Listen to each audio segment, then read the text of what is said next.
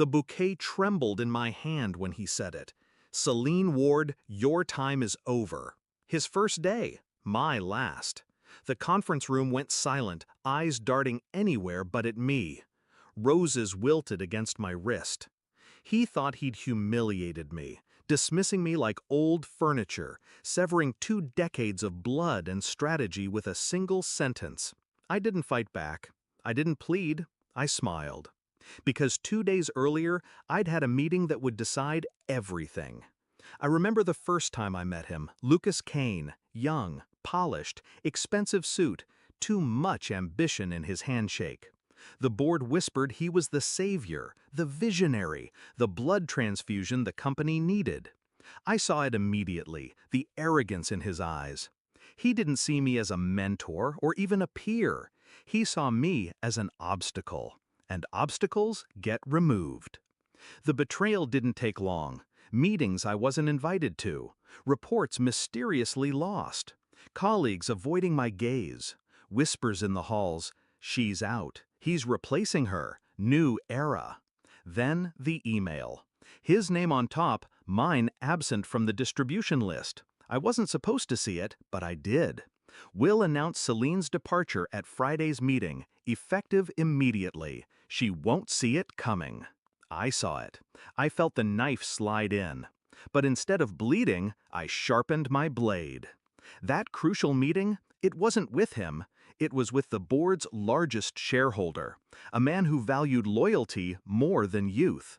He'd seen me carry the company through storms while others chased applause. I showed him numbers Lucas had buried. Risky investments disguised as innovation. Shell companies siphoning funds. Deals that looked visionary but smelled rotten. The shareholder listened. Then he asked the only question that mattered. Can you prove it? I slid a folder across the table. My insurance. Years of watching, recording, collecting. I had proof. He nodded once. Leave the rest to me. So when Lucas Kane fired me in front of the team, I let him believe he'd won. I walked out, roses still in hand, dignity intact. Let him savor his victory, because victory ages fast when rot sets in.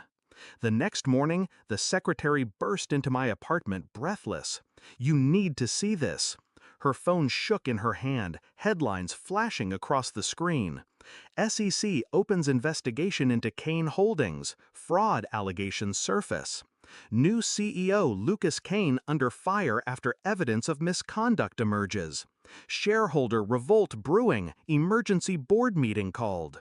I scrolled. My documents, my recordings, my fingerprints everywhere but invisible. The company didn't see me kneeling. They saw him crumbling. By noon, the market had reacted, stocks tumbling, partners distancing. By evening, the board had gathered, and by nightfall, Lucas Kane was out. Not with a speech, not with applause, with silence. Cold, clean, and final. He called me at 2 a.m., his voice cracked between rage and fear. You did this. You think they'll take you back. You're finished too. I let him rant. When he paused for breath, I answered quietly. I don't want your chair, Lucas. I want your grave. And you dug it yourself. I hung up before he could respond. 2 weeks later, I walked past the same conference room where he'd fired me. The bouquet was gone, but whispers remained. Employees glanced at me with something new in their eyes. Not pity, not fear, respect. The shareholder greeted me with a handshake. You saved us from him. Now build something new. Not a reinstatement, a promotion. My title elevated, my power doubled. Lucas Kane's legacy? Reduced to scandal headlines and legal fees. I think back to that moment, the roses trembling in my hand, his voice dripping arrogance. He thought he'd writing my ending. He was only writing the prologue. They say revenge is best served cold. I disagree. Revenge is best served calculated, silent, precise. And when it lands, it doesn't just end careers. It rewrites history.